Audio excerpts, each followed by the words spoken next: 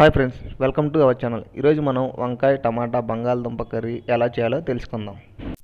ముందుగా stove on చేసుకుని stove మీద ఒక బౌల్ పెట్టుకొని బౌల్లో కొంచెం ఆయిల్ వేసుకొని ఆయిల్ హీట్ అయిన తర్వాత కొన్ని పోపు గింజలు, కరివేపాకు, ఆల్రెడీ మనం కట్ చేసి పెట్టుకున్న ఉల్లిపాయలు, పచ్చిమిర్చి వేసుకొని కొంచెం దోరగా వేయించుకోవాలి.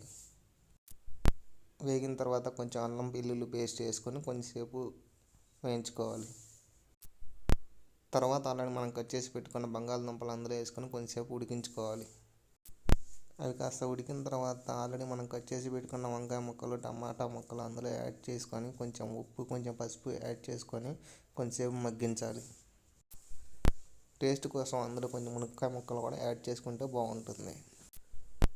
ముక్కలన్నీ మగ్గిన తర్వాత లాస్ట్లో కొంచెం కారం వేసుకొని కొంచెం వాటర్ యాడ్ చేసుకొని ఒక పావు గంట పాటు ఉడికించుకొని లాస్ట్లో అందులో కొత్తిమీర యాడ్ చేసుకొని సర్వ్ చేసుకుంటే ఎంతో రుచిగా ఉండే టమాటా బంగాళదుంప వంకాయ curry ready. Please like the video, subscribe the channel.